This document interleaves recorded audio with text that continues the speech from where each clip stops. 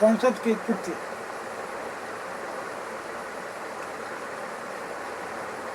परंपरा में तो विधायिका का मुख्य कार्य विधान बनाना है। अनुच्छेद 245-46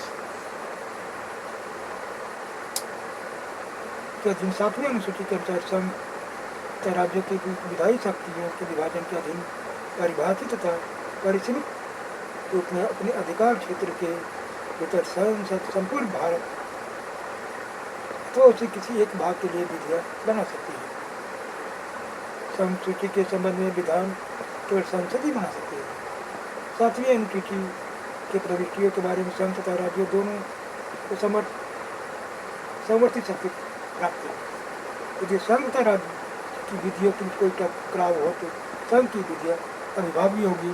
1956 के अनुसार संघ तथा राज्य की विधियों के बीच कोई टकराव हो तो संघ की विधियाँ अभिभावी होगा। 1954 के अनुसार अब से शक्तियाँ भी संसद में नहीं गए। अनुच्छेद 248 तथा संघ सूची की प्रवृत्ति संतान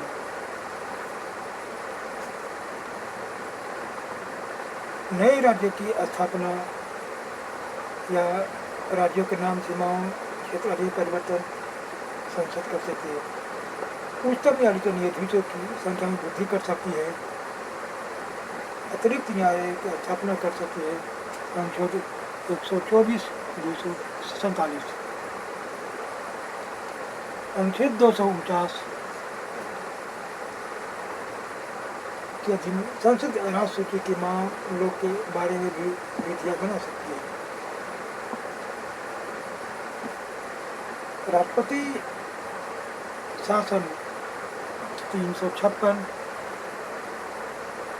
अथवा आपात की घोषणा 352 की दशा में भी संसद राज्य के अंतर्गत आने वाले विषयों में विधान बना सकती है।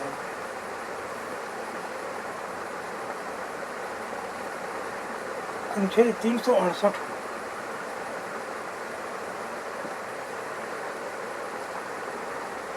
विभिन्न श्रेणियों के संशोधनों के लिए निर्धारित प्रक्रिया के अनुसार संसद संविधायी शक्तियों का प्रयोग करती है।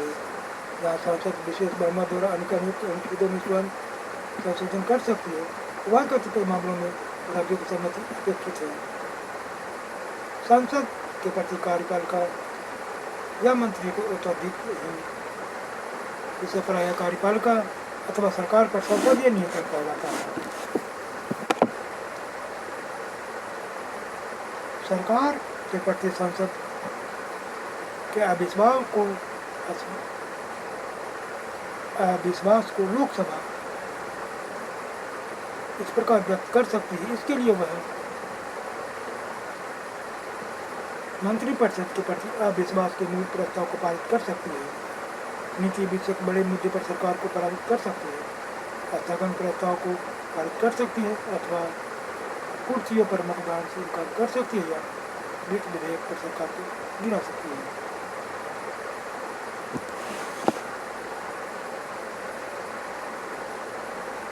दल बदल विरोधी कानून।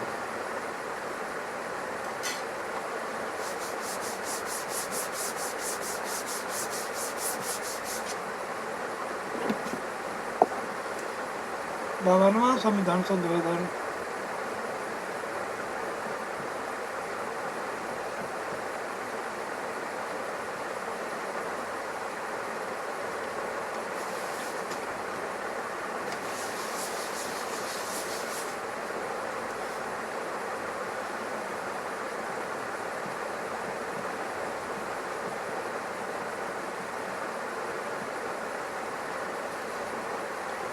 दल बदल विरोधी कानून संविधान अधिनियम 1985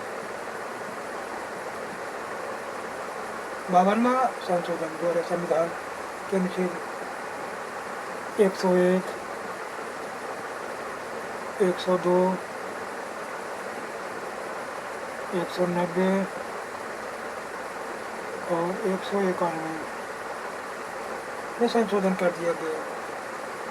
जिनका संबंध सीटों की रिक्ति से तथा सांसद तथा राज्य विधानमंडल की सदस्यता के लिए अयोग्य होने से है। उसके द्वारा एक नई अनुसूची 10वीं अनुसूची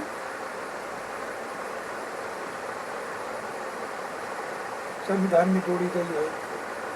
इसमें दल बदल के आधार पर अयोग्यता के बारे में कुछ उपबंध किए गए हैं।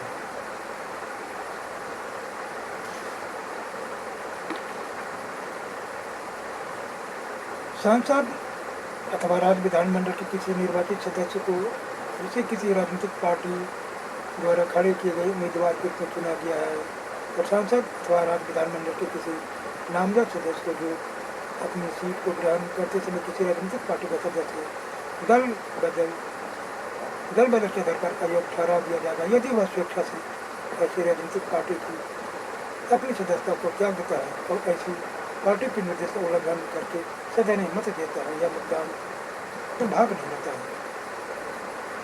सांसद अथवा राज्य विधानमंडल के ऐसे निर्दलीय सदस्य को अयोग्य ठहरा दिया जाएगा यदि अपने चुनाव के बाद वह किसी राजनीतिक पार्टी में शामिल हो जाता है। सांसद अथवा राज्य विधानमंडल के ऐसे नामजद सदस्य को जो अपनी नामजदगी के समय किसी राजनीतिक पार्टी का सदस्य नहीं है और जो अपने पद ग्रहण करने की तिथि 6 मास